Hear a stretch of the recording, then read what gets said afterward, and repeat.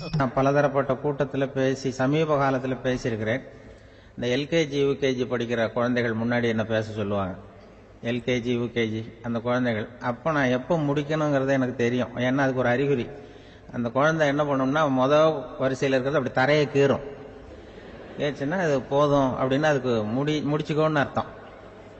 அதை பார்த்து தான் நான் முடிச்சுக்கிறது வழக்கம். கொஞ்சம் பெரிய ஹைஸ்கூல்னா யாராவது பசங்க 2-3 பேர் கொட்டாவி விடுவாங்க. அதை பார்த்து அதை முடிச்சுக்கிறது வழக்கம். கல்லூரின்னா விசில் அடிப்பாங்க யாராவது ஒருத்தர் 2 பேர். இப்படி எனக்கு பலதரப்பட்ட எப்போ முடிக்கணுங்கிறதுக்கு அப்படிலாம் அறிகுறி உண்டு. எனக்கு ரொம்ப பிடிச்சது என்னன்னா இந்த முதியோர் இல்லங்கள் இருக்கு பாருங்க.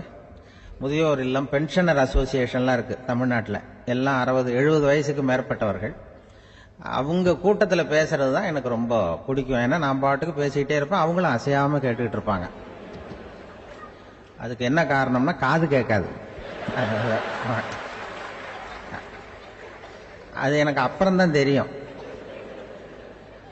பேசி முடிச்சுட்டு இறங்கி போனா அந்த முதல் பெஞ்சில் உட்காந்துருக்கிற ஒரு நாற்காலில் என்ன சார் முடிச்சிட்டீங்க போல் இருக்கு அப்படிம்பார்.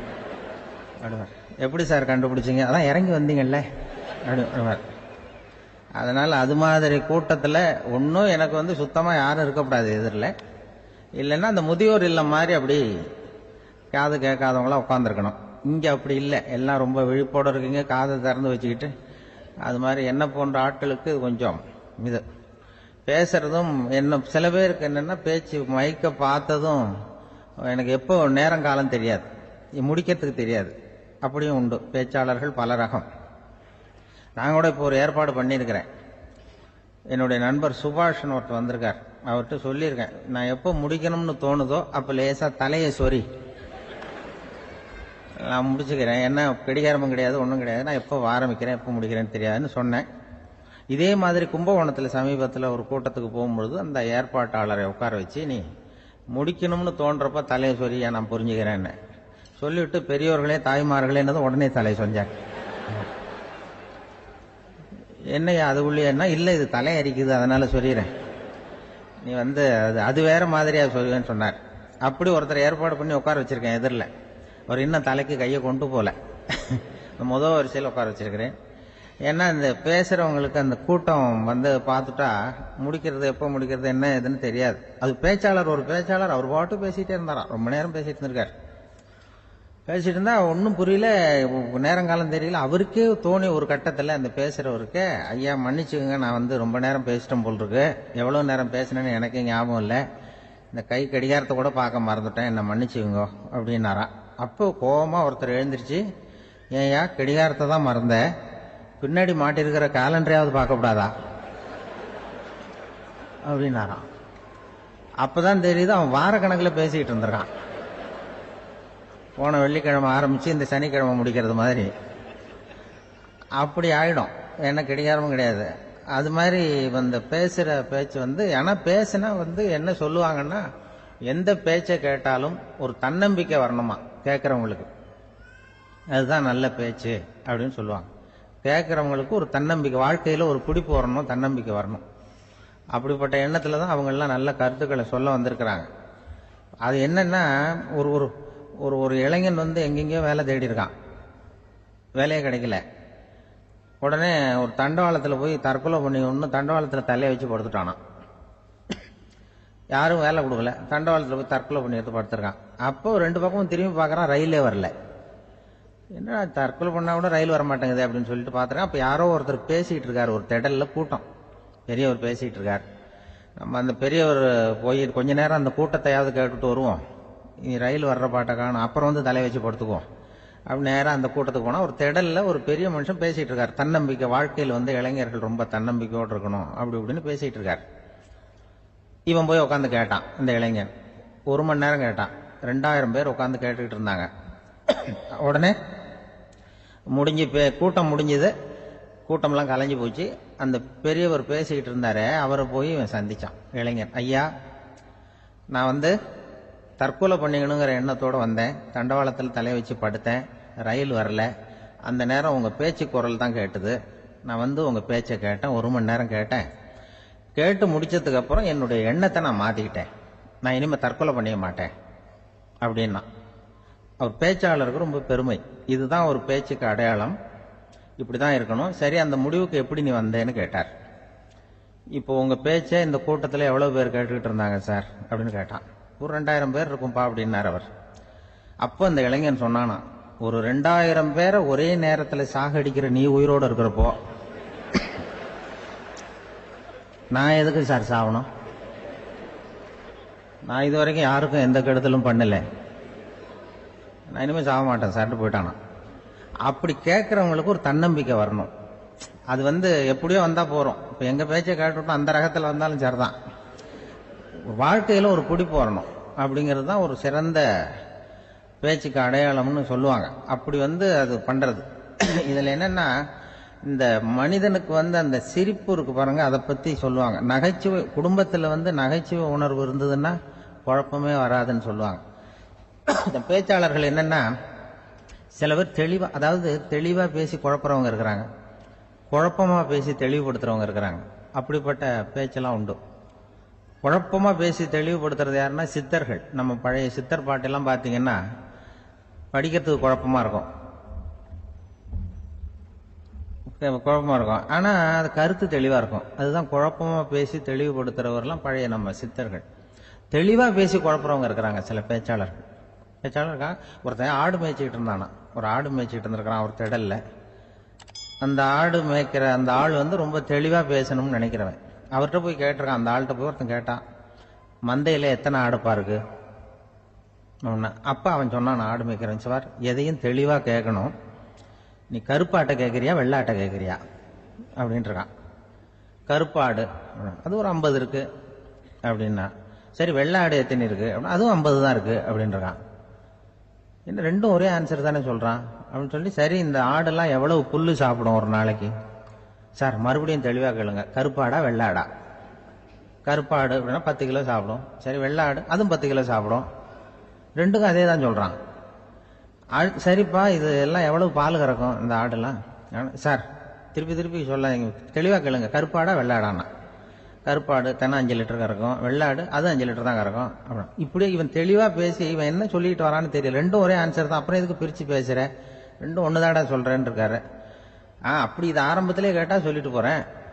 ஏன்னா ஏன் அப்படி தெளிவா பிரிச்சு கேட்கறேன்னா, அந்த கருப்பாடெல்லாம் எதிர்த்த வீட்டுக்காரனுக்கு சொந்தம்.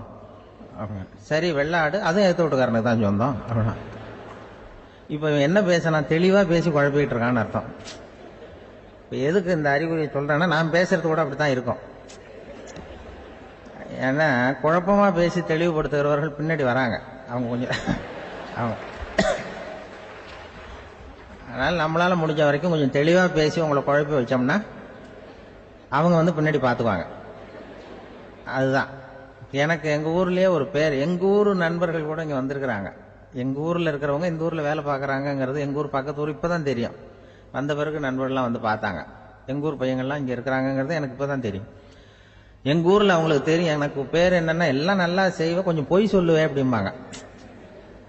அதுக்கு இப்பவும் சொல்லுவாங்க. எங்க ஊர்ல ஒரு பெரியவர் கேட்டார், உனக்கு சின்ன வயசுலயே உனக்கு ரேடியோவில் வேலை கிடைக்கும்னு எனக்கு தெரியும்பா அப்படிம்பாரு ஒரு தாத்தா. அது எப்படி தாத்தா உங்களுக்கு தெரியும், அவ்வளவு தீர்க்க தரிசனமா? இல்ல இல்ல, நீ சின்ன வயசுல கூட ஒரு பொய்ய கூட நிஜ மாதிரி பேசுவேன், அதனால தான் உனக்கு அங்க வேலை கிடைச்சது அப்படின்னு சொல்லுவாங்க. அது மாதிரி இந்த பொய் சொல்றதுல கொஞ்சம் அதுதான் என்கிட்ட உள்ள குறைய தவிர, கொஞ்சம் பொய் சொல்லுவேன், வேற மற்றதெல்லாம் தெளிவா இருக்கும். இதுவே சொன்னாராம், அதாவது கடவுள்கிட்ட போய் புகார் பண்ணாங்களாம். கடவுள்கிட்ட போய் ஒருத்தர் புகார் பண்ணியிருக்கிறார், நீ படைச்ச மனுஷன்லாம் பூலோகத்தில் பொய் சொல்றாங்க, ரொம்ப எல்லாரும் பொய் சொல்றாங்க, நீ படைச்ச மனுஷன் சரியா இல்லை அப்படின்னு கடவுள்கிட்ட போய் புகார் பண்ணாங்களாம். அப்ப கடவுள் சொன்னாராம், என்னை யாரும் ஏமாத்த முடியாதுப்பா, நான் அதுக்கு ஒரு ரிமோட் கண்ட்ரோல் மாதிரி ஒன்று வச்சிருக்கேன், இங்க பாரு, எதிர்த்தாப்புல பாரு என்ன தெரியுது அப்படின்னா, பிரம்மாண்டமான செவுரு, அதுல லட்சக்கணக்கான எலக்ட்ரிக் பல்புலாம் பல்பு சொருவி இருக்கு அதெல்லாம். அப்ப கடவுள் சொன்னாராம், புகார் சொன்னவனை கூப்பிட்டு, இதை பாருப்பா எலக்ட்ரிக் பல்பு, பூலோகத்துல நாம் படைத்த மனிதர்கள் யாராவது பொய் சொன்னா இங்க விளக்கு எரியும், எந்த ஏரியாவில் எவ்வளவு விளக்கு எரியுது அப்படிங்கிறத பார்த்து நான் கண்டுபிடிச்சிருவேன். நான் படைத்த மனிதர்களை என்னை ஏமாற்ற முடியாது, எவ்வளவு பேர் எங்க பொய் சொல்றாங்கிறது இந்த விளக்க பார்த்து கண்டுபிடிச்சிருவேன் நான் கடவுள். இப்படி சொல்லிட்டு இருக்கும் பொழுது எல்லா விளக்கம் எரிஞ்சுதான். அப்போ புகார் பண்ணவங்க கேட்டிருக்கான், இது ஏதாவது ஒயரிங்ல கோளாறா இருக்குமா சார், இது ஏன் இப்படி எல்லாம் எரியுது அப்படிங்கிறப்ப கடவுள் சொன்னாராம், இல்ல இல்ல இப்போ பொறு, இப்போ சிங்கப்பூர்ல தென்கட்சி சுவாமிநாதன் பேசிக்கிட்டு இருக்காரு. இன்னும் ஒரு 15-20 நிமிஷத்துல சரியா போடும் அப்படின்னாராம். அப்படி சொல்லுவாங்க என்னை பத்தி கொஞ்சம் பொய் சொல்றதுங்கிறது. அதுக்காக உங்ககிட்ட பொய் சொல்ல முடியாது.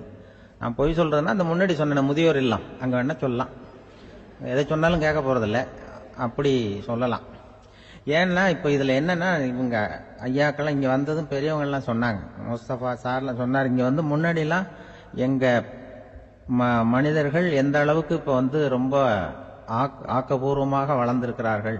முன்னாடி எல்லாம் சினிமா நடிகர்களுக்கு தான் இது மாதிரி கூட்டங்கள்லாம் வரும், சினிமா சம்பந்தப்பட்டவங்களுக்கு இது மாதிரி ஏதாவது நல்ல விஷயங்களை பேசுறவங்களுக்கு கூட்டம் வர்றது ஒரு பெரிய ஆரோக்கியமான அறிகுறி, எங்களுக்கெல்லாம் ரொம்ப மகிழ்ச்சியா இருக்கு சார்னு சொன்னார். அது இப்போ அதுக்கு தான் வந்திருப்பீங்க, வேற ஒன்றும் இப்போ எங்கள் முகத்துக்காக வந்திருக்க போறீங்க, அப்படி ஒன்றும் கவர்ச்சியான முகமா அதுவும் அதனால முகத்தை பார்க்கறதுக்கு தான் வந்திருக்கிறாங்க அப்படின்னு சொல்லி. அந்த ரேடியோவில் நான் கொஞ்ச காலம் வெளியில தெரியாம இருந்தேன். அப்ப என்ன பண்ணுவாங்கன்னா, என்ன வருவாங்க எங்க ரேடியோ ஸ்டேஷனுக்கு வருவாங்க. சார் அந்த தினம் ரேடியோவில் பேசுறாரு இன்று ஒரு தகவல், அவர் முகத்தை பார்த்துட்டு போகணும் சார் அப்படின்ட்டு வருவாங்க. ஏன்னா இப்ப தொலைக்காட்சியில் வர்றதில்லை. அதுல என்னன்னா, அப்படி ஒரு தடவை வர்றவங்க அடுத்த தடவை வர்றதில்லை. அப்பதான் புரியுது, ஓஹோ அவங்க ஆள் யாருன்னு தெரிஞ்சுக்கிறதுக்கு தான் வராங்க, வேற ஒன்றும் ஒரு பெரிய கவர்ச்சி. அதனால இந்த கூட்டம் ஏதோ எங்களுடைய கவர்ச்சின்னா அவர் ஐயா சுகிசிவம் கொஞ்சம் கவர்ச்சியா தெரிகிறார், அதனால அவருக்காக வந்த கூட்டமா வேணா இருக்கலாம். வேற எனக்கு அந்த நம்பிக்கை இல்லை. ஐயா சாலவன் பாப்பாவுக்கு சுத்தமா அந்த நம்பிக்கை இருக்காது. அதனால நாங்க ஏமாந்து போட மாட்டோம், ஏதோ எங்களை பார்க்க தான் வந்திருக்கிறாங்க எல்லாரும் அப்படின்னு. என்ன அவங்களுக்கு கருத்துன்னா, நல்ல குடும்பம், நல்ல மகிழ்ச்சியாக வாழ்வது எப்படி, நல்ல குடும்பத்தை எப்படி நடத்துறது, இது மாதிரி நல்ல கருத்துக்களை ஜனங்கள்கிட்ட பரிமாறிக்கணும்னு இந்தியாவிலையும் தமிழ்நாட்டிலையும் சில நிகழ்ச்சிகளை அவங்க நடத்திட்டு இருக்கிறாங்க. ஐயா அவர்கள் கிராமப்புறங்கள்ல நகர்ப்புறங்கள்லாம் ஜனங்களை கூப்பிட்டு நல்ல விஷயத்த சொல்லுது. குடும்பம்ங்கிறது இப்போ ரொம்ப கஷ்டம். இப்போ எப்படின்னா, ஒரு 600 வருஷத்துக்கு முன்னாடி மனுஷனுக்கு இருந்த நெருக்கடி இருக்கு பாருங்க, ஒரு 600 வருஷத்துக்கு முன்னாடி மனுஷனுக்கு எவ்வளவு நெருக்கடி இருந்ததோ அது போல 40 பங்கு இப்ப அதிகமாயிட்டு தான் கண்டுபிடிச்சு சொல்லியிருக்கிறாங்க. அவ்வளவு நெருக்கடிக்கு மத்தியில நாம வாழ்ந்துகிட்டு இருக்கிறோம். ஒரு 600 வருஷத்துக்கு முன்னாடி என் தலையில 1 கிலோ வச்சுக்கிட்டு நின்னேன்னு வைங்க, இப்ப 40 கிலோ வச்சுக்கிட்டு நிக்கிறேன். அப்படி ஒவ்வொரு மனுஷனுக்கும் வாழ்க்கையில நெருக்கடி அதிகமா போச்சு. இந்த நெருக்கடியில முன்னாடி எல்லாம் யாரோ ஒருத்தர் தான் தியானம் பண்ணுவாங்க. தியானம்னா ஒருத்தர் 2 பேர் காட்டுக்கு போய் தியானம் பண்ணிட்டு இருப்பாங்க 600 வருஷத்துக்கு முன்னாடி. இப்ப வீட்டுக்கு வீடு தியானம் நடக்குது. ஏன்னா அந்த அளவுக்கு வாழ்க்கையில ஒரு நிம்மதி வேணும் அப்படின்னு சொல்லி பண்ணிட்டாங்க.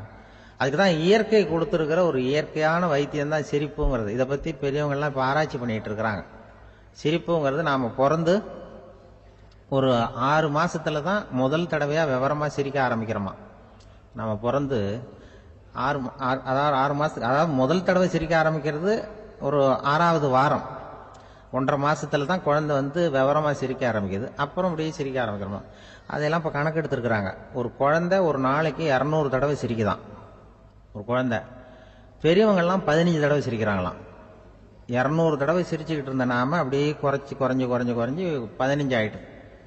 அதனாலதான் இருதய நோயெல்லாம் வருது, ஹார்ட் அட்டாக் எல்லாம் வருதுன்னு கண்டுபிடிச்சிருக்கிறாங்க.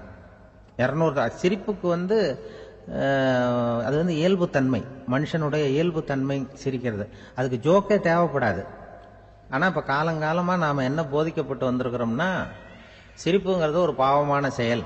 ஒரு முதலாளிக்கு முன்னாடி தொழிலாளி சிரிச்சா மரியாதை குறைச்சல், ஒரு கணவனுக்கு முன்னாடி மனைவி சிரிச்சா மரியாதை குறைச்சல், அது மாதிரி ஒரு வாத்தியாருக்கு முன்னாடி பையன் சிரிச்சா மரியாதை குறைச்சல், ஒரு ஆபீசருக்கு முன்னாடி பியூனு சிரிச்சா மரியாதை குறைச்சல், இப்படின்னு சொல்லி சிரிப்புங்கிறது ஏதோ மரியாதை குறைவான செயல்னு காலங்காலமா நாம போதிக்கப்பட்டு வந்திருக்கிறோம்.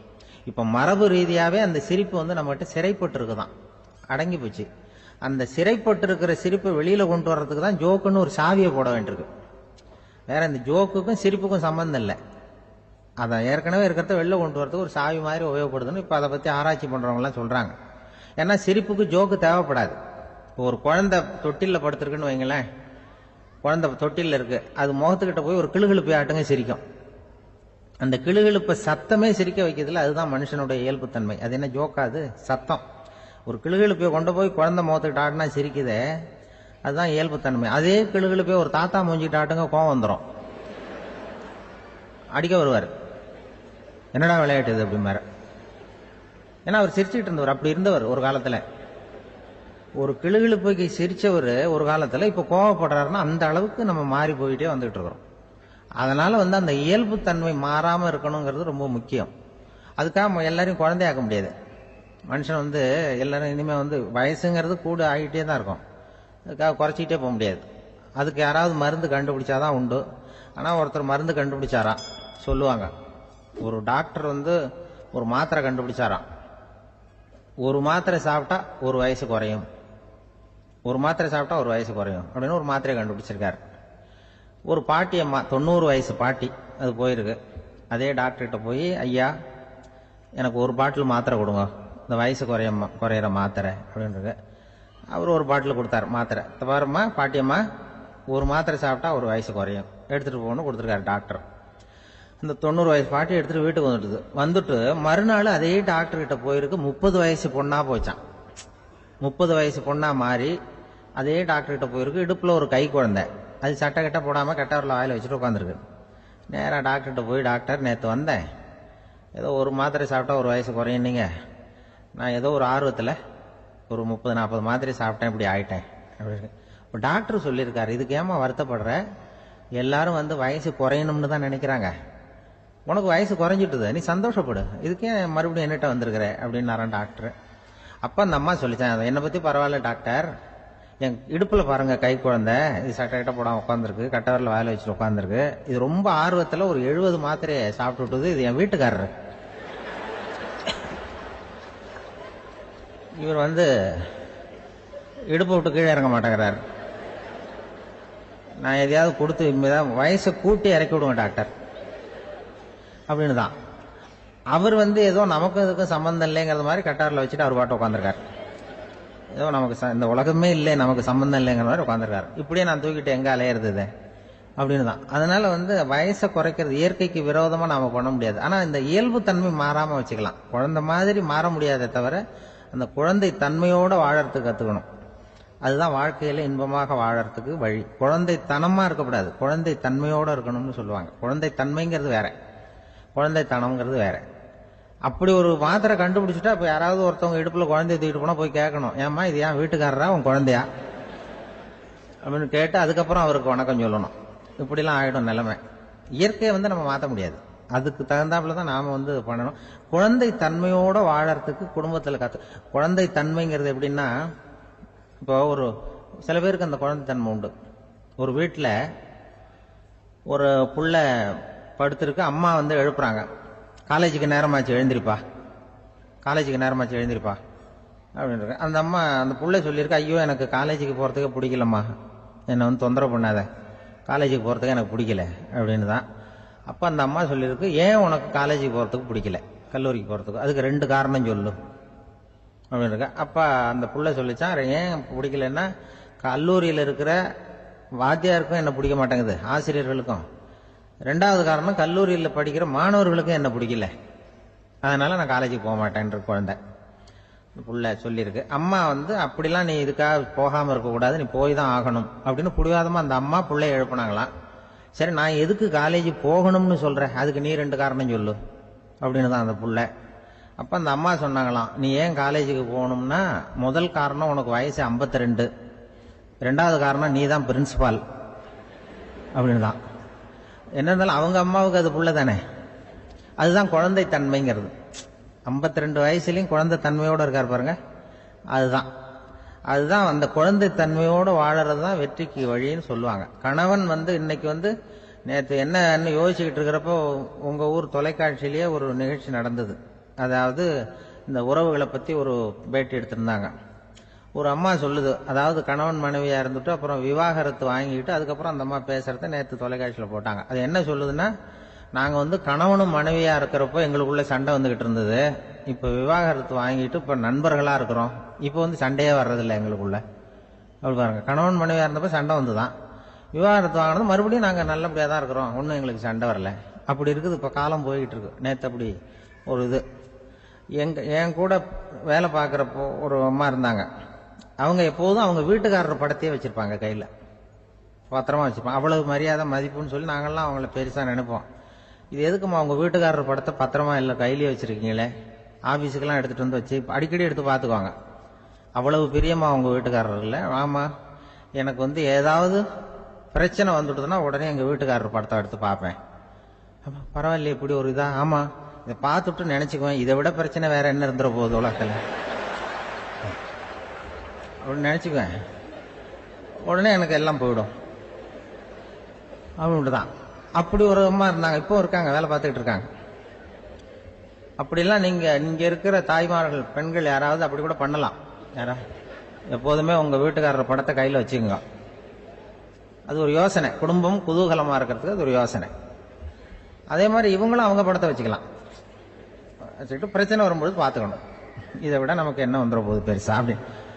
அப்படிதான் இருக்கணும். குடும்பம் வந்து நல்லபடியா இருக்கணும்னா அதுக்கு சொல்லுவாங்க. கடவுளே வந்து ஒரு வீட்டு கணவன், வீட்டு தலைவர் கனவுல வந்தாராம். கடவுள் வந்து இது மாதிரி உன்னை விட்டுட்டு உங்க குடும்பத்தை உன்னையெல்லாம் விட்டுட்டு போக போறேன்னா, அதனால ஏதாவது வரம் வேணும்னா கேட்டு போய் வாங்கிக்கோ அப்படின்னு கடவுள் சொன்னாராம் இந்த குடும்ப தலைவர்கிட்ட. அவருக்கு என்ன கேட்கறதுன்னு புரியல. கடவுள் வந்து விட்டுட்டு போறேங்கிறாரு, ஏதாவது வரம் கேட்டுக்கோ அப்படின்னு. நம்ம என்ன பண்றது, என்ன கேட்கறதுன்னு ஒன்றும் புரியல. குழம்பிட்டு இருந்தான் அந்த ஆளு கனவுல. இப்ப கடவுள் சொன்னாரா, சரி நீ ரொம்ப குழப்பமா இருக்க, நாளைக்கு மறுபடியும் உன் கனவுல வரேன், அதுக்குள்ள நீ முடிவு பண்ணி வை, உனக்கு என்ன வரம் வேணுமோ கேட்டு வாங்கிக்கோ, உனக்கு வரம் கொடுத்துட்டு நான் போயிடுறேன், உன்னை விட்டுட்டு போறதா நான் முடிவு பண்ணிட்டேன் அப்படின்னு இருக்காரு கடவுள். சரி ஒரு நாள் அவகாசம் கொடுங்க, நாளைக்கு நான் அதுக்குள்ள முடிவு பண்ணி வைக்கிறேன்ட்டு அவர் வந்தார். மறுநாள் முழிச்சுக்கிட்டார். முழிச்சுக்கிட்டு மனைவி, மகன், மக்கள் எல்லாரையும் கூப்பிட்டார், குடும்பத்தில் எல்லாரையும். அப்படி வாங்க, இது மாதிரி நேற்று கனவுல வந்தார் கடவுள், நம்மளை விட்டுட்டு போக போறாராம், என்ன வரம் வேணும்னு கேட்டு வாங்கிங்கோ அப்படின்னு இப்ப சொல்லிட்டார். என்ன கேட்கறதுன்னா அப்படின்னு அந்த கணவன் கேட்கறான். இந்த மனைவி சொல்றாங்க, என் உடம்பு பூரா நகையா இருக்கணும் அப்படின்னு கேள் அப்படின்ட்டு இருக்கு. அதுக்குள்ள அந்த ஒரு பொண்ணு ஓடி வந்து, அப்படிலாம் கேட்காதப்பா கடவுள்கிட்ட, இப்ப இருக்கிற சொத்து எவ்வளவு இருக்கோ அது போல இன்னொரு பங்கு வேணும்னு கேள் அப்படின்னு. அந்த பையன் வந்து அவன் வேற சொன்னான், அவன் அது நமக்கு வந்து இது போல ஒரு 10 பங்காவது வேணும், 2 பங்களா, கார் வேணும் அப்படின்னு அவன் ஒரு லிஸ்ட்டை கொடுத்தான். இவர் என்ன கேட்கறதுன்னு முடிவு பண்றதுக்குள்ள அங்க வேலை செய்யற அம்மா, ஒரு வயசான அம்மா வந்திருக்கு, வேலை செய்யற அம்மா. அது வந்து சொல்லிச்சான் இவர்கிட்ட, தப்பாரு கடவுள்கிட்ட அப்படிலாம் கேட்காதப்பா, நாளைக்கு வரும்பொழுது என்ன வரம் வேணும்னா, எங்க குடும்பத்துல எல்லாரும் அன்பா இருக்கணும், பாசமா இருக்கணும்னு கேட்டு வாங்கிக்கோ வரத்தை. அன்பு பாசம் குடும்பத்துல எப்போதும் நிலவணும்னு கேட்டு வாங்கிக்கோ, வேற எல்லாம் நம்ம பாத்துக்கலாம்னு இந்த பெரியம்மா சொல்லிச்சான். மறுநாள் அதே மாதிரி படுத்து தூங்கினாரு. கடவுள் கனவுல வந்தார். வந்து கேட்கும்பொழுது இவர் சொன்னாராம், ஐயா எனக்கு வந்து எங்க குடும்பத்துல நாங்க கணவன், மனைவி, புள்ள, குட்டி எல்லாம் பாசமா இருக்கணும், அன்பா இருக்கணும், இதுதான் எங்களுக்கு வரம் வேணும் அப்படின்னு கேட்டாராம். இவர் கேட்டதும் கடவுள் வந்து தலையை சொரிய ஆரம்பிச்சுட்டாராம்.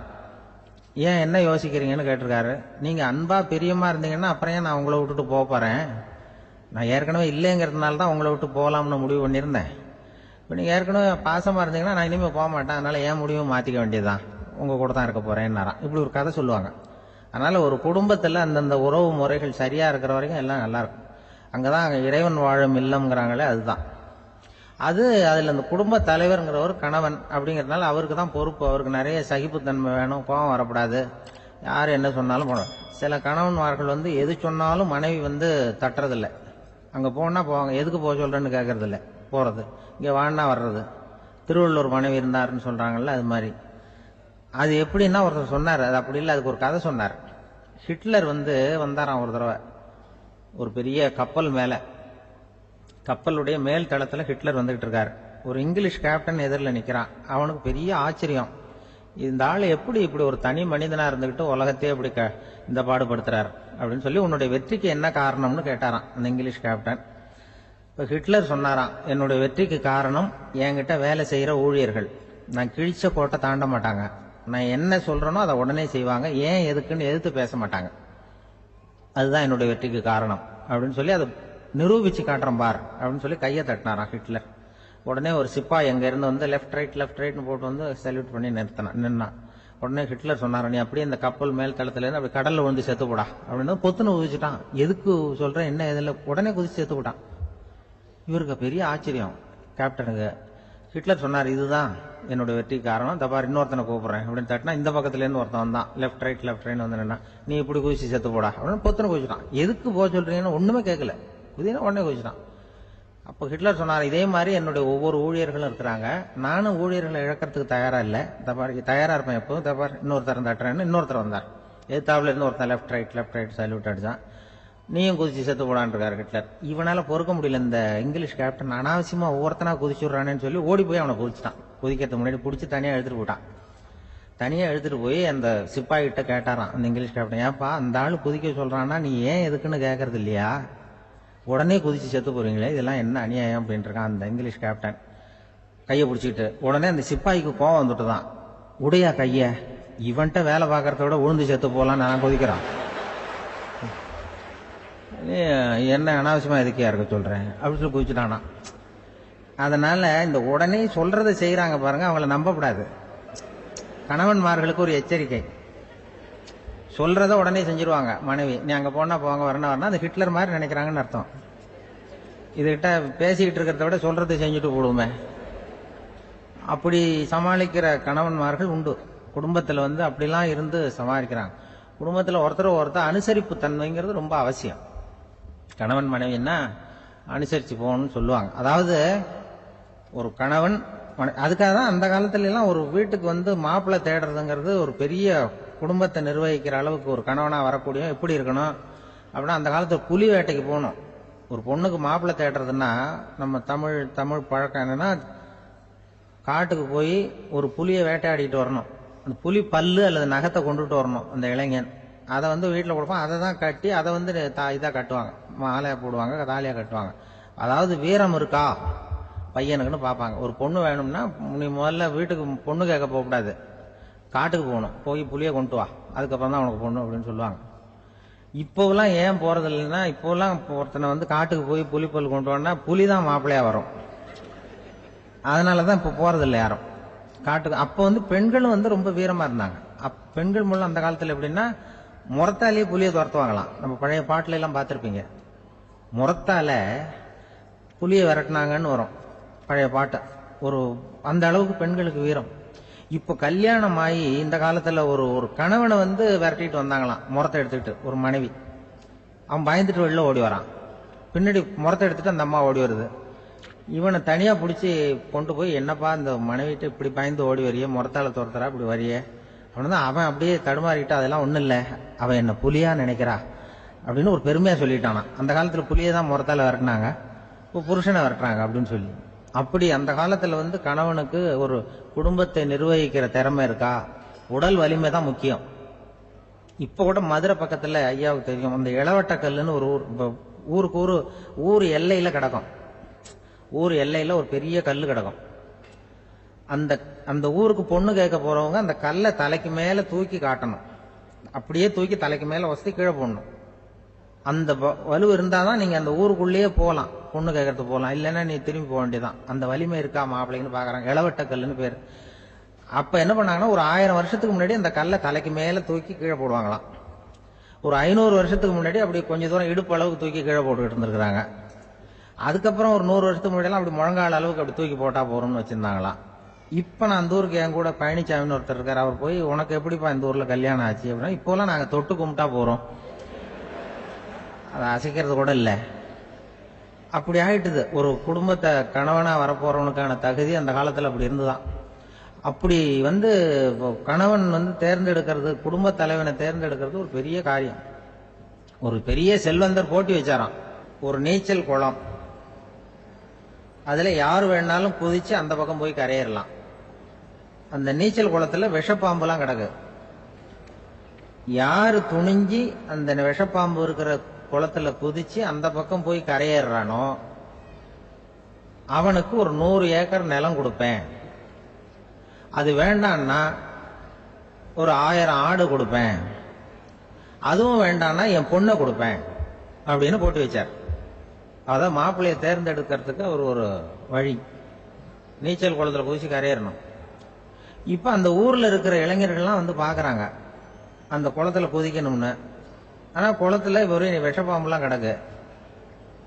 இது என்ன பண்றதுன்னு பார்த்தா யாருமே குதிக்கிறதுக்கு தைரியம் வரல. திடீர்னு ஒருத்தன் துணிஞ்சு குதிச்சான், படபடபடன்னு அடிச்சுட்டு போய் அந்த பக்கம் கரையேறிட்டான். கரையேறின உடனே பரவாயில்லையே ஒரு ஆள் வந்துட்டான்னு சொல்லி அவனை அந்த இளைஞனை போய் பிடிச்சிட்டு வந்தாங்க. அந்த பெரியவர் கேட்டார், ஏப்பா இவ்வளவு பெரிய விஷப்பாம்பெல்லாம் கிடக்கிற நீச்சல் குளத்துல நீ துணிஞ்சு குதிச்சு கரையேறி இருக்கிற, உனக்கு என்ன 1000 ஏக்கர் நிலம் கொடுத்துறவா 100 ஏக்கர் நிலம் கொடுக்கவா சொல்றபடி அப்படின்னா வேண்டாம் சார்ன்றான். ஓஹோ அப்படின்னா ஒரு 1000 ஆடு வேணுமா உனக்கு அப்படின்னா அதுவும் வேண்டாம் சார். ஓ அப்படின்னா என் பொண்ணு வேணுமா அப்படின்னா அதுவும் வேண்டாம் சாருங்கிறான். அப்புறம் எதுக்குடா குதிச்சு என்ன உனக்கு என்னதான் வேணும் அப்படின்னு கேட்டிருக்காரு. என்னை எவன் பிடிச்சி தள்ளி விட்டவன்னு தெரியணும் அப்படின்றான். அதுக்காக அவன் பார்த்துருக்கான். அப்படி இருந்தாதான் துணிச்சல் வரும் இந்த காலத்துல. எதுக்கு இவ்வளவு சங்கடம்லாம் வச்சாங்கன்னா, ஒரு குடும்பத்துக்கு தலைவரா வர வேண்டிய ஒரு ஆள், கணவனா இருக்க வேண்டியவனுக்கு துணிச்சல் இருக்கா, தைரியம் இருக்கா அப்படிங்கறது பாக்குறதுக்காக இப்படிப்பட்ட தேர்வு முறைகள்லாம் வச்சிருந்தாங்க அந்த காலத்துல எல்லாம். இப்போலாம் கல்யாணம் பண்றது ஆளுக்கு நேர்ல பார்க்காமலே கூட கல்யாணம் நடக்குது இன்டர்நெட்ல. இப்ப சர்டிபிகேட் கேட்கறாங்க, நோய் நொடி இல்லாம இருக்காரா பாரு. காட்டுக்கெல்லாம் போக வேண்டாம், நேரம் ஆஸ்பத்திரிக்கு போய் ஒரு சர்டிபிகேட் வாங்கிட்டு வா, உனக்கு ஒன்றும் வியாதி இல்லைன்னு ப்ரூவ் பண்ணு, அதுக்கப்புறம் பார்த்துக்கலாம், மற்றதை பேசுவோம் அப்படின்னு சொல்லி அப்படி இருக்குது நிலைமை. அதனால குடும்பத்தில் அந்த கணவனா இருக்கிற வேண்டியவனுக்கு பொறுப்பு அதிகம். ஏன்னா எல்லாத்தையும் அனுசரித்து போக வேண்டியதான் வந்தான். அப்படிதான் இருக்குது.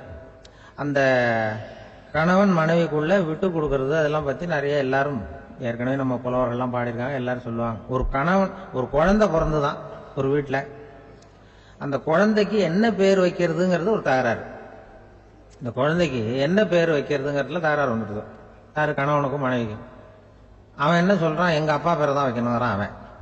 இந்த அம்மா என்ன சொல்லுது, இல்ல எங்க அப்பா பேரை தான் வைக்கணும் அப்படிங்குது. காலையில இருந்து சண்டை, தகராறு. எதிர்த்த வீட்டுக்காரன் பார்த்தான், இது என்ன காலையில இருந்து எதிர்த்த வீட்டுல தகராறு நடக்குது, என்னன்னு போய் கேட்டிருக்கான். என்னம்மா உங்களுக்கு உள்ள தகராறு, காலையில இருந்து பார்த்தேன் அப்படின்னா. ஒண்ணும் இல்லம்மா, எங்க குழந்தைக்கு பேர் வைக்கிறதுல எங்களுக்கு உள்ள ஒத்து போகல முடியல, நான் எங்க அப்பா பேரை வைக்கணுங்கிறேன், அந்த அம்மா அவங்க அப்பா பேரை வைக்கணுங்குது, அதுதான் எங்களால குடும்பத்துல ஒரு நிம்மதி இல்லாம இருக்கிறோம், தகராறு பண்ணிட்டு இருக்கோம் அப்படின்னு. ஆனா அப்ப எதிர்த்த வீட்டுக்காரன் சொல்லியிருக்கான், எதிர்த்த வீட்டுக்காரன்னு நான் எதுக்கு இருக்கிறேன், நான் பஞ்சாயத்து பண்ணி வைக்கிறேன், உங்களுக்குள்ள என்ன இது பேர் தானே வைக்கணும், ஏன்பா உங்க அப்பா பேர் என்ன அப்படின்னு அவனை கேட்டிருக்கான். எங்க அப்பா பேரு சீனிவாசன் அப்படின்றான். இந்த அம்மாவை உங்க அப்பா பேர் என்னம்மா, கிருஷ்ணன். இவன் யோசிச்சு பார்த்தான், குழந்தைக்கு சீனிவாச கோபால கிருஷ்ணன் பேர் வைங்க போங்க அப்படின்ட்டு போயிட்டான். ஏத்தோட்டு தீர்த்து வச்சுட்டு போயிட்டான். போனதுக்கு அப்புறம் இவங்க 2 பேரும் பேசிக்கிட்டாங்க. சரி, இந்த சீனிவாசன் சரி கிருஷ்ணன் சரி, நடுவுல கோபாலம் யாரு அப்படின்னு சொல்லி அவனை போய் இழுத்துட்டு வந்தான். எழுத்து வீட்டுல போய் அது யாரா, அது இங்க வா, அது யாரா கோபால, அது எங்க அப்பா பேரு, நீ அதை மட்டும் எதுக்கு விட்டு வைக்கிற, அதையும் சேர்த்து வச்சுட்டு போடான். அதாவது குடும்பத்துல ஒரு கணவனும் மனைவியும் ஒரு சின்ன விஷயத்துல கூட ஒத்து போகலன்னா இப்படிதான் ஏத்து விட்டுக்காரன் பஞ்சாயத்துக்கு வருவான். கோபாலன் குறுக்க வருவான் அவன். அப்படி அந்த அனுசரிப்புங்கிறது குடும்பத்துல ரொம்ப அவசியம். கணவனும் மனைவி அது ஒண்ணுக்கு மேல இந்த கல்யாணம் பண்ணிக்கிறாங்க, அது ரொம்ப அவஸ்தை. ஒருவனுக்கு ஒருத்திங்கிறது நம்ம இதெல்லாம் சொல்றது. ஒன்றுக்கு மேற்பட்ட திருமணங்கள் சங்கடத்துல தான் கொண்டு விடும். நிறைய சொல்லுவாங்க. உலகத்திலேயே ஒரு பெரிய இது என்ன தெரியுங்களா, இயற்கை நிர்ணயம் பண்ணுது. இப்போ நம்ம சில பேருக்கு எனக்கு பொம்பளை புள்ள வேண்டாம் ஆம்பளை புள்ள வேண்டாம்னு சொல்லி இந்த ஸ்கேன் பண்ணி என்னென்னவோ பண்ணிட்டு இருக்கிறாங்கல்ல. ஆனா இயற்கை அந்த 50-50 ரேஷியோவை அது மெயின்டைன் பண்ணிட்டு இருக்கு. இந்த உலகத்துல ஒரு அதிசயமான உண்மை என்னன்னா, 116 ஆம்பளை புள்ள பிறந்தா 100 பொம்பளை புள்ள பிறகுதான். உலக அளவுல 116 ஆம்பளை புள்ள பிறந்தா 100 பொம்பளை புள்ள பிறகுது. இது எதுக்கு 16 அதிகமா பிறகுதுன்னா, அந்த வாலிப வயசு அடையறதுக்குள்ள 16 செத்து போகுது.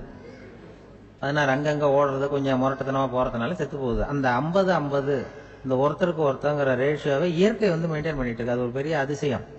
அதை விட பெரிய அதிசயம் என்னன்னா, இந்த உலக யுத்தம் நடந்தது இல்ல, முதல் உலக யுத்தம், 2வது யுத்தம், அப்ப பாத்துருக்காங்க, கணக்கு எடுத்திருக்கிறாங்க.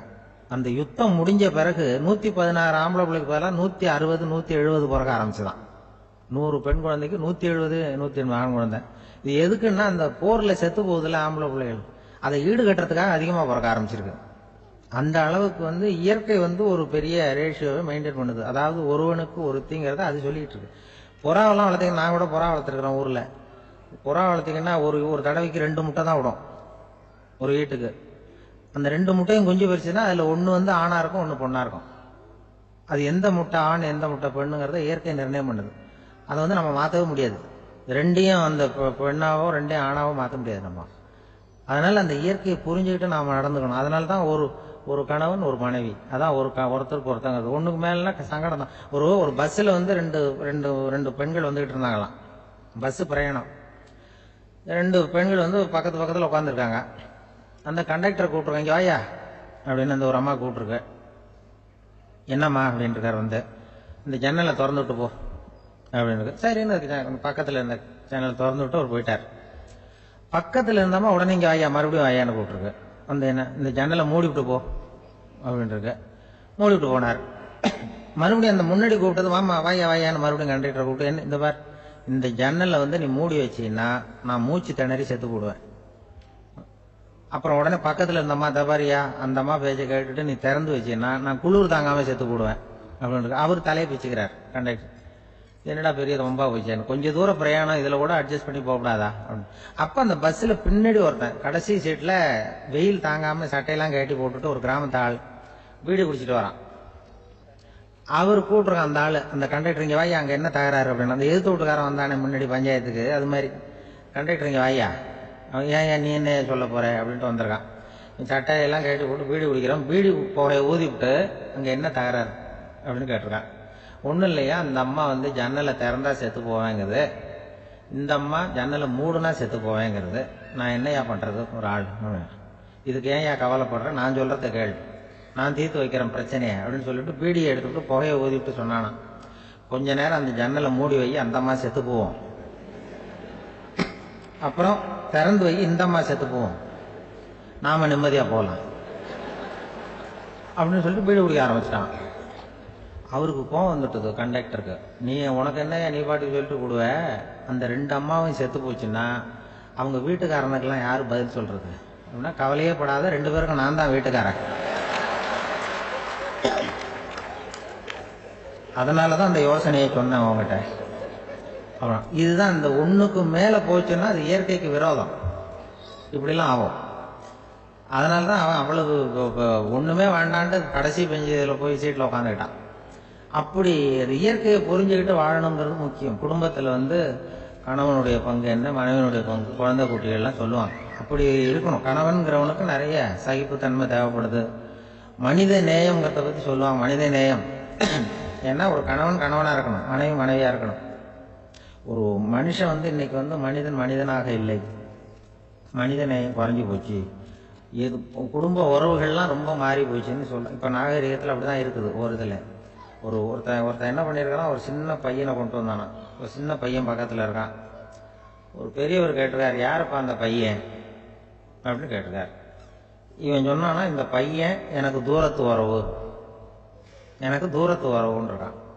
சரி தூரத்து உறவுன்னா எப்படி அப்படின்னு கேட்டிருக்கான். இந்த பையன் எங்கள் அப்பாவுக்கு 8வது புள்ள அப்படின்னானா. கூட பிறந்தவனே அவ்வளோ தூரமாக போயிட்டான், 8வதாக பிறந்தான். அப்படி இருக்கு குடும்ப உறவுகள்ங்கிறது. மனுஷனுக்கு வந்து வேல்யூ விஞ்ஞானம் எப்படி போட்டிருக்குன்னா ஒரு மனித உடம்புல இருக்கிற கால்சியத்தை மட்டும் தனியாக எடுத்தால் ஒரு சின்ன ரூமுக்கு வெள்ளை அடிக்கலாமா. ஒரு மனுஷ உடம்புல இருக்கிற பாஸ்பரஸை மட்டும் தனியாக எடுத்தால் ஒரு 40 நெருப்பு வச்சு தயார் பண்ணலாம். ஒரு மனுஷ உடம்புல இருக்கிற இந்த கொழுப்பு சத்தை மட்டும் தனியாக எடுத்தால் ஒரு 7 சோப்பு கட்டி தயார் பண்ணலாம். அது மாதிரி ஒரு மனுஷ உடம்புல இருக்கிற இரும்பு சத்தை மட்டும் தனியாக எடுத்தால் ஒரு 2 அங்குல அணி 2 செய்யலாம். இவ்வளவுக்கு விலை போட்டால் 42 ரூபா 50 காசு. இதுதான் மனுஷனுக்கு விஞ்ஞானம் போட்டிருக்கிற விலை. அது எப்போ அது ஒசரும்னா அவன் மனுஷனாக இருக்கிற வரைக்கும் இருக்கிறப்ப. அதுவும் செத்து போனால் அதுவும் கிடையாது, செத்து போனால் அதுவும் குறைஞ்சிரும். மிருகங்களுக்கெல்லாம் அப்படி இல்லை, செத்ததுக்கு அப்புறம் விலை கூடும். அங்கெல்லாம் எல்லா ஊர்லையும் பார்த்தீங்கன்னா உயிர் கோழி 50 ரூபா, உரிச்ச கோழி 60 ரூபான்னு போட்டிருக்கோம். செத்ததுக்கு அப்புறம் 10 ரூபா அதிகம். மனுஷன் வந்து நீ உயிர் மனுஷன் 42 ரூபா 50 காசு, செத்ததுக்கு அப்புறம் 52 ரூபான்னா நீயே வச்சுக்கிடாது எனக்கு எது கண்டு போடும். அவன் வந்து எப்போ அவனுக்கு வேல்யூ கூடும்னா மனிதன் மனிதனாக வாழும்பொழுது தான் வேல்யூ கூடும். குடும்பத்தில் வந்து அந்த பாசத்தோடு வாழணும்னு கடவுள்கிட்ட கேட்டு சொன்னாங்களே அதுதான். இந்த சமூகங்கிறதும் ஒரு பெரிய குடும்பம் தான். அதனால தான் இந்த நாட்டுக்குள்ள பெருமையை எல்லாரும் ஒற்றுமையாக இருந்தால் எதையும் சாதிக்கலாம்ங்கிறது தான் இந்த நாட்டுக்குள்ள பெருமை அப்படி நிரூபிச்சோம். அதனால சமூகங்கிறதும் ஒரு குடும்பம் மாதிரி இருக்கிறது தான் பெருசு. சில இதெல்லாம் இப்போ ஜாதி மத வேறுபாடெல்லாம் வந்து நம்முடைய முன்னேற்றத்தை வந்து தடுக்கும். விலங்குகள் வந்து நம்மளோட மேலானது. அதான் ஒரு ஊரில் ஒரு சிவன் கோயில் இருந்துதான். சிவன் கோயிலில் அந்த புறாவெல்லாம் வளர்ந்துக்கிட்டு இருந்திருக்கு. இந்த மாடத்தில், சிவன் கோயில் மாடத்தில் புறாவெல்லாம் குடியிருந்துருக்கு. உடனே அதுக்கு கும்பாபிஷேகம் பண்ணுறதுக்காக ஊரில் திட்டம் போட்டாங்க. சிவன் கோயிலுக்கு வெள்ளடிக்க ஆரம்பித்தாங்க. வர்ணம் பூச ஆரம்பிச்சதும் அதுக்கு சாரம் கட்டுவாங்கல்ல, இந்த குச்சியெல்லாம் வச்சு சாரம் கட்டுவாங்க. உடனே இந்த புறாவெல்லாம் என்ன பண்ணிச்சான், இனிமேல் நம்ம இங்கே வெள்ளை அடிக்கிறாங்க, கும்பாபிஷேகம் வருது, நம்ம இங்கே குடியிருக்க முடியாது, எதிர்த்தாப்புல எங்கே போகலான்னு பார்த்துருக்கு. இந்த உயரம் கோபுரத்தில் இருந்த புறாவெல்லாம் எதிர்த்தாப்புல ஒரு மாதா கோயில் இருந்திருக்கு, சர்ச்சு. அங்கே சில மாடங்களில் புறாவெல்லாம் இருக்குது, சில மாடம் இருக்குது. உடனே நம்மளாம் அங்கே போடுவோம் கொஞ்சம் காலத்துக்குன்னு எல்லாம் புறப்பட்டு இந்த மாதா கோயிலுக்கு போடுது. அங்கே போனால் அங்கே இருக்கிற புறாவோடு சேர்ந்து இதுவும் குடியிருந்துட்டு இருக்கு. கொஞ்ச நாள் என்னாச்சு, அங்கே கிறிஸ்மஸ் வந்துட்டுது. கிறிஸ்மஸ் வந்ததும் சரி இங்கேயும் வெள்ளை அடிக்க ஆரம்பிக்கிறாங்க. நம்ம மறுபடியும் எங்கடா போகிறதுன்னு பார்த்தா அங்கே இருக்கிற புறாவோட சேர்ந்து இதுவும் சேர்ந்து நேராக ஒரு பள்ளிவாசல் இருந்தது. எதுக்கு அங்கே இருக்கிற மாடத்தில் போய் அங்கே குடியேறிட்டுது எல்லாம். அங்கே போனால் அங்கே ரமலான் மாதம் வந்து ரம்ஜானுக்காக அதையும் புதுப்பிக்க ஆரம்பித்தாங்க. இது என்ன பண்ணுறதுன்னு சொல்லி இந்த 3 செட்டு புறாவும் சேர்ந்து என்ன பண்ணிச்சு, எங்கே போகலான்னு பார்த்தா மறுபடியும் அதுக்குள்ளே இந்த சிவன் கோயிலில் கும்பாபிஷேகம் முடிஞ்சு போச்சான். முடிஞ்சிருக்கு, அங்கே போடுவோம் எல்லாருன்னு சொல்லி எல்லா புறாவும் அந்த சிவன் கோயிலுக்கு வந்துடுது. அங்கே போய் மாடத்தில் குடியிருந்துட்டுது. அப்போ திடீர்னு ஒரு நாள் பார்த்தா ஒரே கலவரம் பூமியில் எல்லாம் ஒருத்தன் அருவாளை தூக்கிட்டு நிற்கிறான், குச்சி எடுத்து ஒருத்தனை சுட்டுக்கிறான், ஒரே கலவரம், சத்தம், ஒரே மத கலவரம் வந்துடுது ஊரில். அப்போ புறாவெல்லாம் மாடத்தில் இருந்துக்கிட்டு ஒரு குஞ்சு புறா அவங்க அம்மாட்ட கேட்டுதான், இது என்ன இந்த மனுஷனுக்கு என்ன ஆச்சு, அவன் கத்தியை தூக்கிட்டு நிற்கிறானே அப்படின்னு கேட்டுதான். ஒரு குஞ்சு புறா அவங்க அம்மாட்ட கேட்டுதான், அம்மா புறா. அம்மா அந்த புறா சொல்லித்தான், மனுஷனுக்கு இப்போ மதம் பிடிச்சிருக்கு, அதான் கத்தியை தூக்கிட்டு நிற்கிறான் அப்படின்னு இருக்கு. இப்போ நமக்கெல்லாம் பிடிக்கலையே அப்படின்னு தான். அப்போ அந்த புறா சொல்லித்தான், அந்த பாருமா, நாம் வந்து இந்த சிவன் கோயிலில் இருந்தாலும் நமக்கு புறான்னு தான் பேர், இந்த மாதா கோயிலுக்கு போனாலும் நமக்கு புறான்னு தான் பேர், பள்ளிவாசலுக்கு போனாலும் நமக்கு புறான்னு தான் பேர். ஆனால் மனுஷன் அப்படி இல்லை. அவன் இங்கே இருக்கிற வரைக்கும் இந்துன்னு சொல்லுவான், அங்கே மாதா கோயில் இருந்தான்னா கிறிஸ்தவன்னு சொல்லுவான், பள்ளிவாசல் இருந்தான்னா முஸ்லீம்னு சொல்லுவான். அப்போ குஞ்சு புறா அது என்ன இப்படி பண்ணுறாங்க மனுஷங்க, இப்போ அவங்கள விட நம்ம வசதி போல் இருக்க, நம்ம தேவலாம் போல் இருக்க அப்படின்னு தான் அந்த குஞ்சு புறா. அப்போ அந்த தாய் புறா சொல்லிச்சான், உண்மைதான், அதனால தான் நம்ம மேலான இடத்துல இருக்கிறோம், அவன் கீழே நிற்கிறான் இன்னமும் அப்படின்னு சொல்லிச்சான். இதுதான் அந்த குடும்பம்ங்கிறது, சமுதாயம்ங்கிறது ஒரு பெரிய குடும்பம். அது இந்த புறாகிட்டேருந்து மனுஷன் கற்றுக்க வேண்டியிருக்கு. அப்படி இருக்குது இன்றைக்கி மனுஷனுடைய நிலைமை. அதை வந்து புரிஞ்சுக்கணும். அப்படி தான் ஒவ்வொரு இதுலேயும் நாம் வந்து நடந்து கொள்ள வேண்டியிருக்குது. மிருகங்கள்டேருந்து கற்றுக்கிற வாய்ப்பெல்லாம் இருக்குது. அப்படி சொல்லுவாங்க. அந்த இதில் வந்து நம்ம குடும்பத்தில் வந்து என்னென்னா, இப்போ இந்த பிள்ளைகளை பற்றி சொல்லுவாங்க. இப்போ ராமர் லட்சுமணர் கதை சொல்லுவாங்க. அதாவது ராமரும் பரதனும் பந்து விளையாடிக்கிட்டு இருந்தாங்களாம் சின்ன வயசில் பந்து விளையாடிட்டு இருந்தாங்களாம். உடனே ராமர் வந்தாராம், வந்து அவங்க அம்மா கோசலை மடியில் சோர்ந்து போய் உட்காந்தாராம். சந்தோஷமாக வந்து உட்காந்துருக்காரு. அப்போ அந்த கோசலை அம்மா கேட்டாங்களாம், ஏன்ப்பா அப்படி இவ்வளவு சந்தோஷமாக இருக்கியே, என்ன காரணம் அப்படின்னு கேட்டிருக்காரு. அப்படின்னு அந்த அம்மா கேட்டிருக்கு. ராமன் சொன்னானா, இது என் தம்பியோட நான் பந்து விளையாண்டுக்கிட்டு இருந்தேன், பரதன் அவன் வந்து ஜெயிச்சுட்டான், நான் தோத்துட்டேன், என்னை வந்து அவன் ஜெயிச்சுட்டான், அவனுடைய வெற்றி வந்து எனக்கு சந்தோஷமாக இருக்குது, தம்பியோட வெற்றி, அதனால் நான் சந்தோஷமாக இருக்கேன்னு சொல்லியிருக்கு. அந்த அம்மாவுக்கு ரொம்ப சந்தோஷம், தம்பி ஜெயிக்கிறாங்கிறத பற்றி அண்ணன் வந்து சந்தோஷப்படுறானே அப்படின்னு. கொஞ்ச நேரத்தில் பரதன் வந்திருக்கான். அவன் சோர்ந்து போய் கலங்கி போய் வந்து அதே அம்மா மடியில் உட்காந்துருக்கான். நீ ஏப்பா நீ தான் ஜெயிச்சுட்டியாமே, நீ என்னத்துக்கு வருத்தப்பட்டுட்டு வர அப்படின்னு கேட்டிருக்கேன் அந்த அம்மா.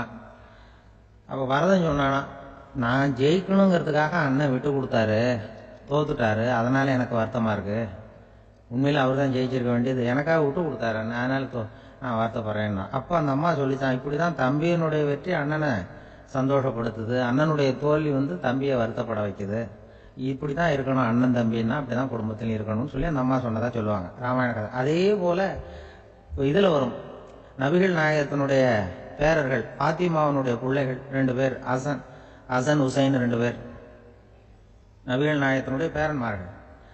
அன்னை பாத்திமாவனுடைய குழந்தைகள். ஹசனும் ஹுசைனும் பேசிக்கிறதே இல்லையா கொஞ்ச நாள். இந்த அம்மாவுக்கு அதை பார்க்குறாங்க, ஏதோ அண்ணன் தம்பிக்குள்ளே ஏதோ தகராறு போல் இருக்கு, ஏன் பேசிக்க மாட்டேங்கிறாங்க அப்படின்னு சொல்லி அந்த பிள்ளைகளை கூப்பிட்டு வச்சு அந்த அம்மா புத்தி சொல்லிச்சான். பாருப்பா, நீ வந்து அண்ணன் தம்பிக்குள்ளே இது மாதிரி இருக்கக்கூடாது, உங்கள் பாட்டனார் ஒரு புத்திமதி சொல்லியிருக்காரு, உனக்கு தெரியுமா, ஒரு முஸ்லீம் இன்னொரு முஸ்லீமோடு 3 நாட்களுக்கு மேல் பேசாமல் இருந்தால் அது அவனை கொலை செய்வதற்கு ஒப்பாகும் அப்படின்னு நபிகள் நாயகம் சொல்லியிருக்கார், தெரியுமா உனக்குன்னு அந்த அம்மா சொல்லிச்சான். அப்போ அந்த தம்பிக்காரர் சொன்னாராம், ஹுசைன் சொல்லியிருக்கார், அதுவும் எனக்கு தெரியும், அதே தாத்தா பாட்டனார் என்ன சொல்லியிருக்காருன்னா, அந்த 2 பேரில் யார் முதல்ல சலாம் சொல்கிறாங்களோ, யார் முதல்ல முன்னாடி பேசுகிறாங்களோ அவங்களுக்கு சொர்க்கம் கிடைக்கும், இறைவனுடைய ஆசி கிடைக்கும்னு சொல்லியிருக்கிறார். அந்த ஆசி அண்ணனுக்கு கிடைக்கட்டுமேங்கிறதுக்காக நான் பேசாம இருக்கிறேன் அப்படின்னா. அந்த ராமனும் பரதனும் எப்படி இருந்தாங்களோ அப்படிதான் ஹசனும் ஹுசைனும் இருந்திருக்கிறார்கள். அந்த பாசம் தான் குடும்பத்துல வேணும். குடும்பத்துல அண்ணன் தம்பி எப்படி நடந்துக்கணும், அம்மா பிள்ளை எப்படி நடக்கணும் அப்படிங்கிறது தான். ஏன்னா தாய் அம்மாவுக்கு எப்போதுமே பிள்ளைங்கள் அம்மா பக்கம் தான் இருக்கும்.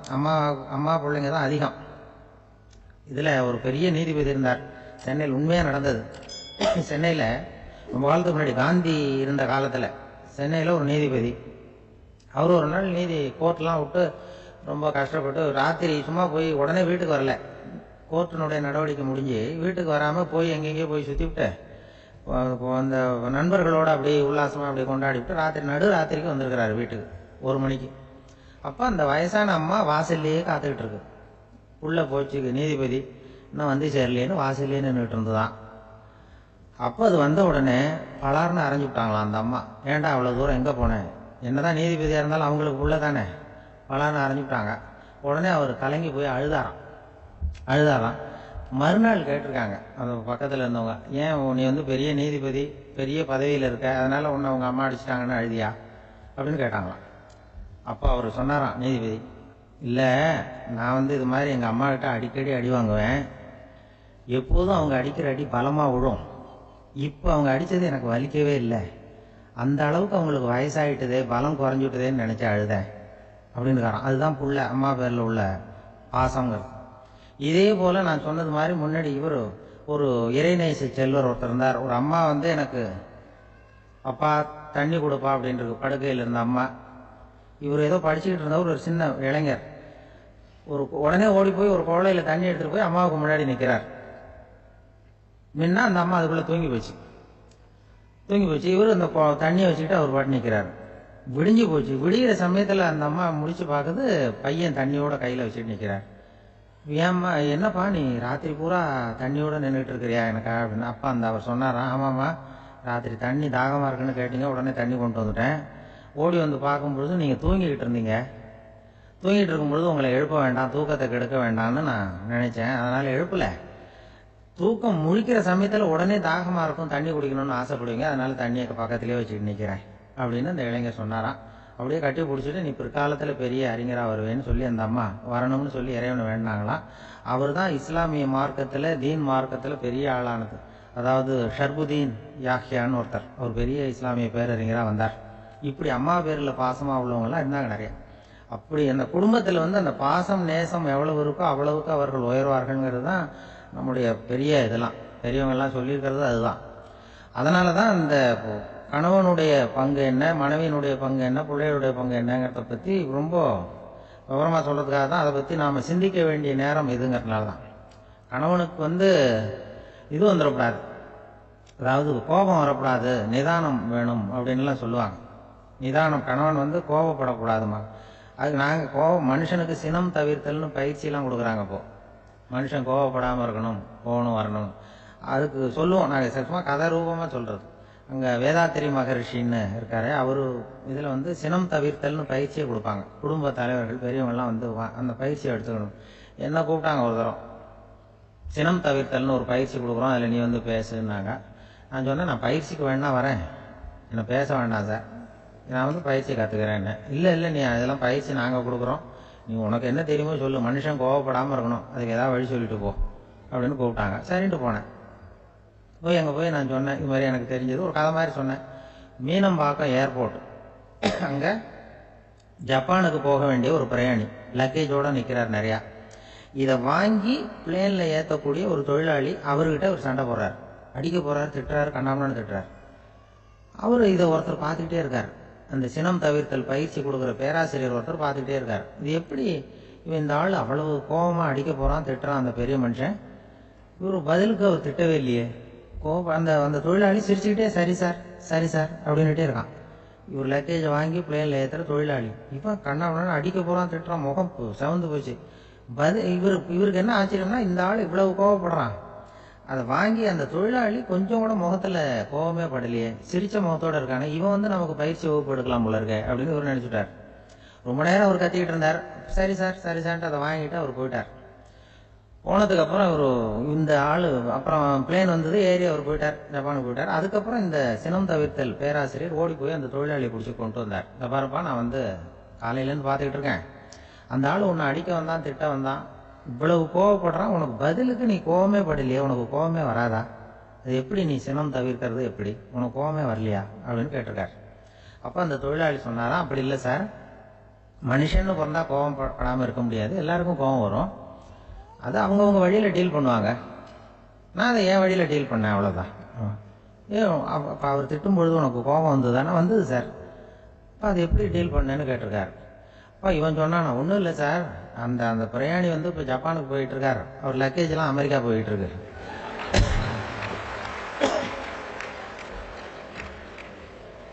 இதுக்கு நாம எதுக்கு சார் அனாவசியமாக அவன்கிட்ட போய் சண்டை போட்டுக்கிட்டேன், மாற்றி ஏற்றி விட்டா அவன் போய் பார்த்துக்கிறான் எங்கேயாவது. அதுதான் நான் சினம் தவிர்க்கிற வழி அப்படின்னு சொன்னாரான். உடனே இதை தான் எனக்கு தெரிஞ்சது கோபம் வராமல் இருக்கிறதுன்னு அங்கே பேசினேன் அந்த கூட்டத்தில். அதுக்கப்புறம் இன்ன வரைக்கும் அவங்க கூப்பிடுறதே இல்லை என்ன.